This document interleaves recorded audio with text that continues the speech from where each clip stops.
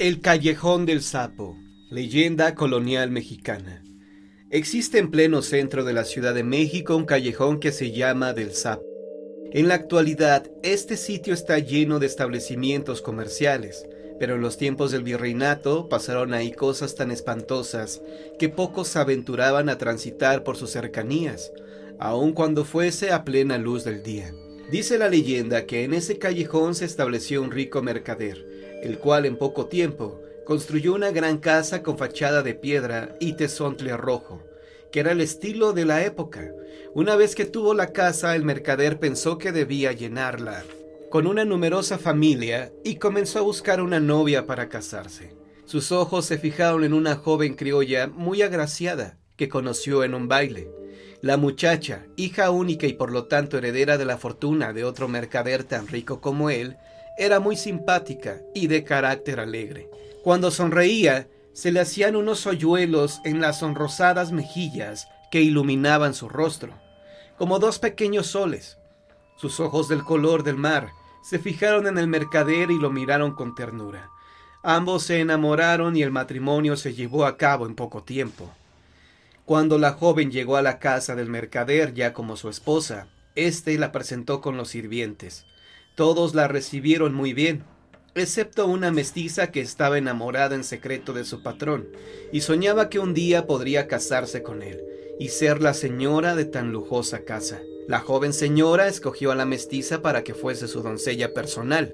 La mestiza, disimulando la envidia y los celos que su ama le provocaba, la servía con grandes atenciones e hipócritas sonrisas, hasta que se ganó su confianza.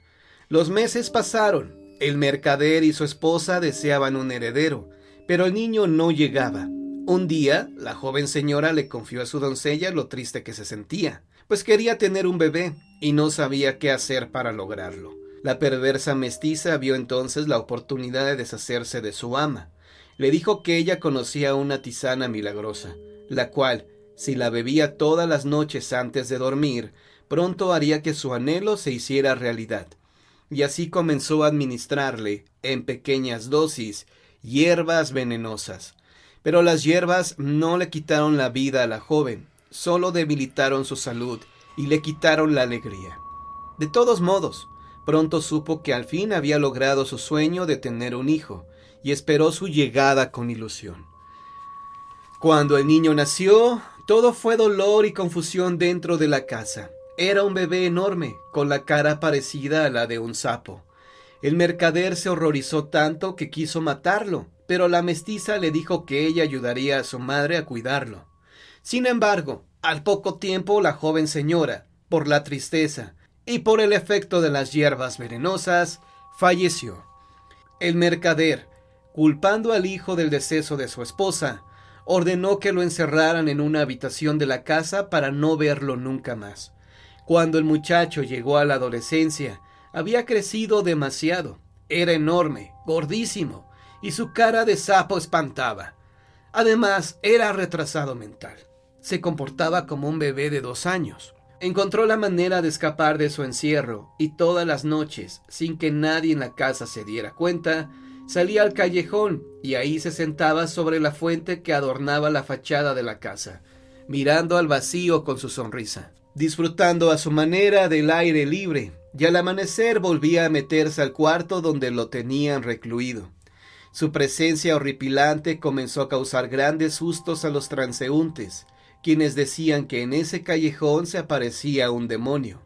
Una noche varios caballeros que andaban de juerga, envalentonados por el vino, fueron al que ya la gente llamaba el Callejón del Sapo, y con sus dagas le arrancaron la vida a ese pobre ser, cuya única culpa era haber nacido con defectos físicos y mentales. El mercader, al descubrir el cadáver de su hijo, se arrepintió de la falta de amor con que lo había tratado, y tratando de remediar las cosas, le hizo un funeral, digno de un príncipe. Pero ese mismo arrepentimiento, convertido en profundo dolor, muy pronto lo llevó a la tumba. Cuando falleció su amo, los sirvientes se repartieron sus riquezas, y cada uno se fue por su lado. la casa quedó abandonada. A partir de aquellos trágicos sucesos, la gente que pasaba de noche por el callejón aseguraban que ahí, sentado sobre una fuente que existió adosada a la fachada de la casa, se aparecía el fantasma del pobre muchacho, aterrorizando a cuantos lo veían. Dicen algunos habitantes de la zona que pese al moderno alumbrado, a los automóviles y al ruido de la ciudad, todavía hoy algunos trasnochadores se han llegado a topar con la sombra del obeso fantasma, que desde ultratumba los contempla con sus ojos vacíos y su sonrisa inocente de bobo.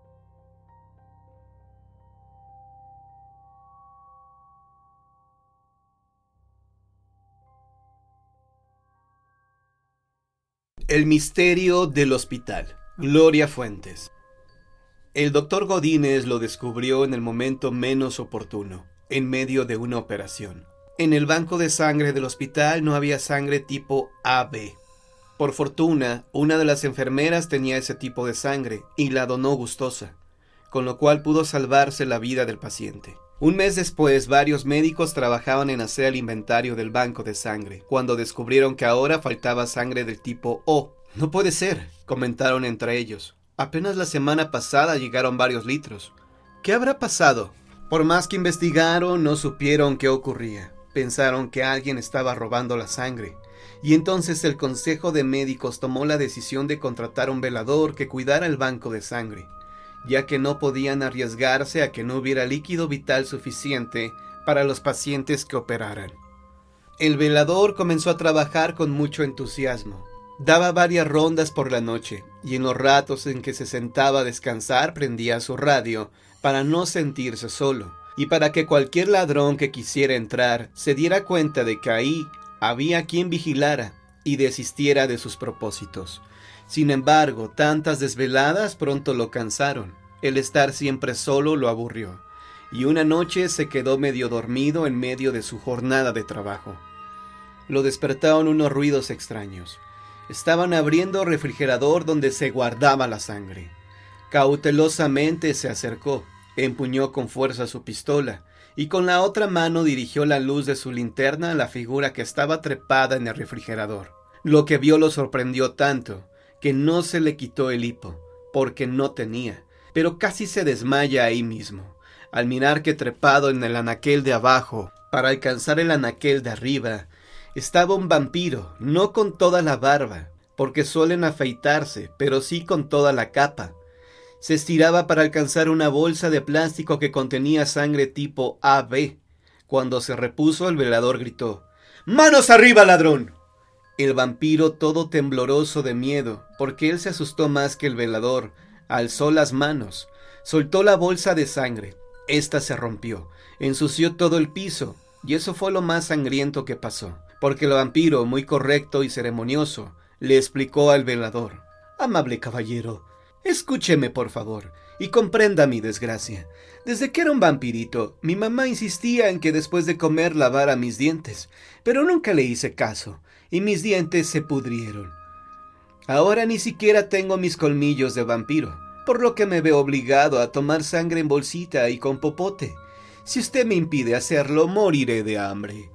El velador lo perdonó. Al día siguiente habló con los médicos.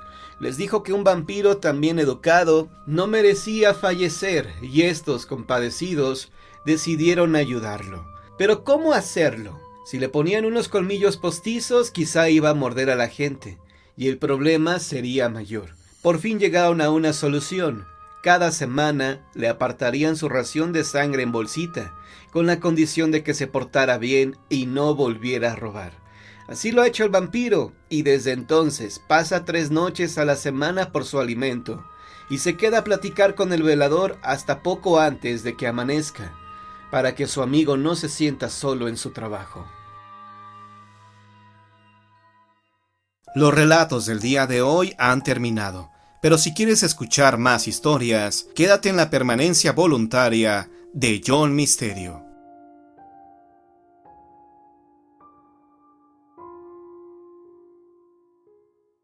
Un sacerdote dadivoso. Una amiga me contó la siguiente experiencia que vivió su tía en un cementerio del estado de Querétaro. Lo interesante de este caso es que se parece mucho a otros que he escuchado.